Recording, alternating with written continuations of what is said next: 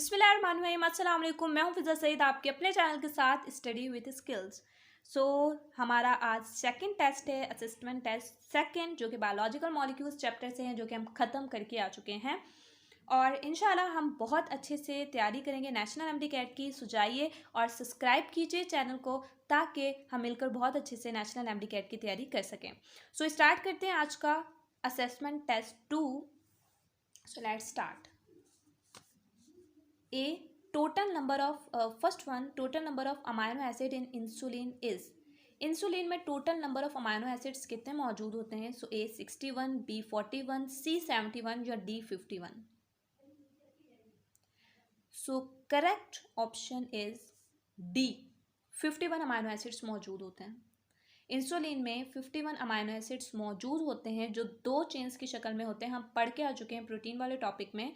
एक जो होता है उसमें 21 अमाइनो एसिड्स मौजूद होते हैं, जबकि दूसरी चेन में 30 अमाइनो एसिड्स मौजूद होते हैं जो 51 अमाइनो एसिड्स के ज़रिए इंसुलिन की प्रोडक्शन करते हैं। इसके अलावा अगर सेकंड की तरफ चलें तो amino acid of haemoglobin are arrange in 2 dimers contain A 574 amino acids, B 287 amino acids, C 141 amino acids या D 146 amino acids. Amino acid haemoglobin के अरेंज होते हैं 2 डायमर में। उसमें पूरे में कितने अमाइनो एसिड्स मौजूद होते हैं? उसने ये नहीं पूछा कि अल्फा चेन में कितने, उसने ये नहीं पूछा कि बीटा चेन में कितने, उसने टोटल अमाइनो एसिड्स पूछे हैं हीमोग्लोबिन के। तो बताइए। Correct one option is A 574 amino acids. याद रखिएगा, 2 अल्फ़ा चेन होती हैं, 2 बीटा चेन होती हैं। हीमोग्लोबिन में 4 चेन्स होती हैं और अल्फ़ा में 141 अमाइनो एसिड होते हैं, जबकि बीटा में 146 अमाइनो एसिड होते हैं। ठीक, लेकिन टोटल अमाइनो एसिड जो होते हैं दैट इज़ 574 अमाइनो एसिड्स। अच्छा, third one, a chain containing 2 amino acid is known as. ये भी हम पढ़ चुके हैं।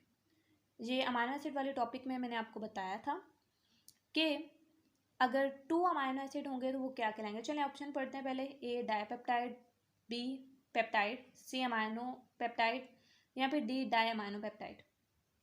2 amino acid dipeptide, 3 amino acid तो 3 ट्राईपेप्टाइड, 4 अमाइनो एसिड तो टेट्रापेप्टाइड। ठीक, fourth one, the simplest amino acid is A alanine, B lysine, C glycine, D aspartic acid. इसका जो करेक्ट वन ऑप्शन होगा वो क्या होगा? C glycine. क्यों ये सिंपलेस्ट अमाइनो एसिड है? क्योंकि हम पढ़ के आ चुके हैं, ये भी मैंने आपको पढ़ाया था कि जो ग्लाइसिन का स्ट्रक्चर होता है उसके अंदर आर ग्रुप की जगह सिर्फ हाइड्रोजन एटम आता है, that's why it is simplest. जबकि अगर मैं एलानिन की बात कर लूँ तो उसमें CH3 है, that's why it is complex. Lysine भी कॉम्प्लेक्स है और इसी तरीके से एस्पार्टिक एसिड तो मोर कॉम्प्लेक्स है। सही ऑप्शन क्या होगा हमारा? C। The essential amino acid means. Essential amino acids का मतलब क्या है? A form with in the body, जो बॉडी के अंदर फॉर्म्ड हो।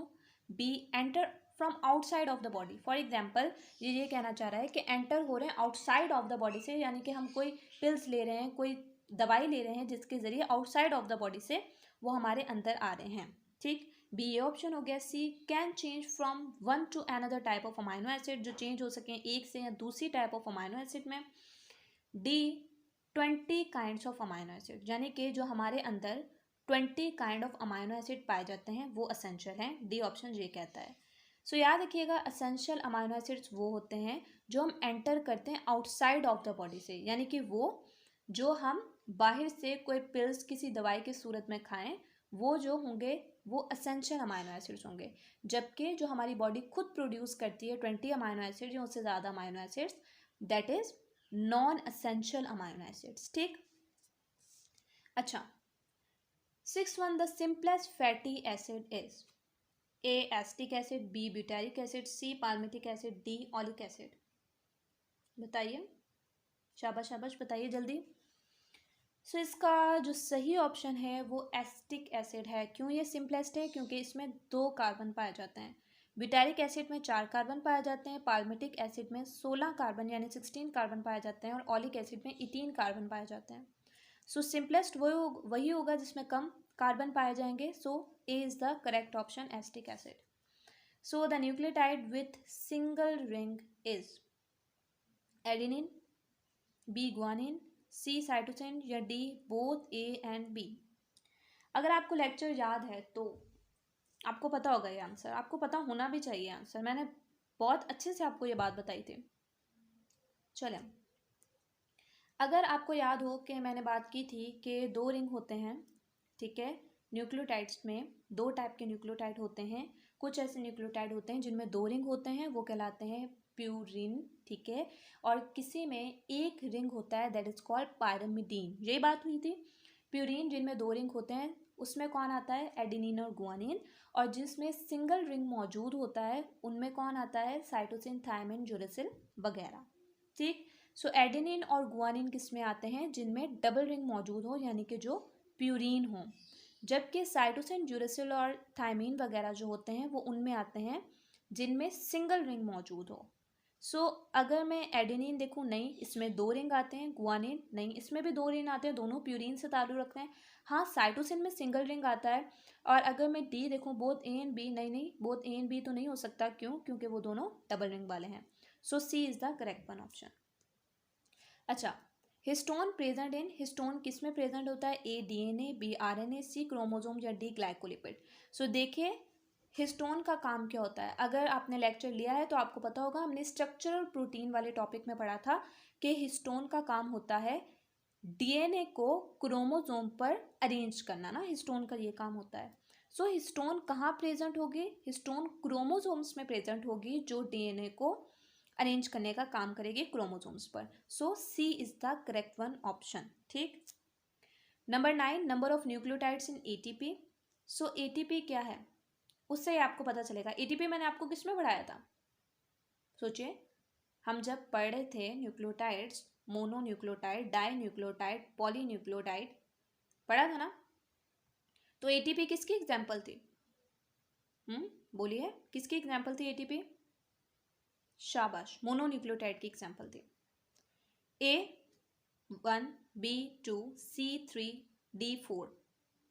सो कितने न्यूक्लियोटाइड्स होंगे जब एटीपी मोनोन्यूक्लियोटाइड की एग्जाम्पल है, और मोनो का मतलब 1 है तो न्यूक्लियोटाइड भी 1 होगा. सिंपल आंसर ए है. इसके अलावा डी, मोस्ट डाइवर्स मैक्रोमोलिक्यूल इन अ सेल. याद रखिएगा, सबसे ज़्यादा जो मैक्रोमोलिक्यूल हमारे सेल में पाया जाता है that is what, A carbohydrate, B protein, C lipid, D DNA. So सबसे ज़्यादा जो डाइवर्स मैक्रोमोलिक्यूल है हमारे सेल में जो पाया जाता है वो प्रोटीन है. Protein is the correct one option.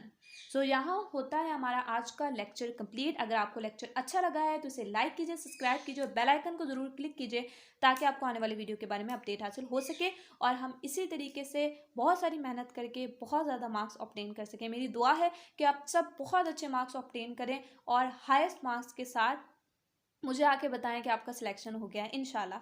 सो मिलते हैं नेक्स्ट वीडियो के साथ. जब तक रखिएगा मुझे अपनी दुआओं में याद. अल्लाह हाफिज़.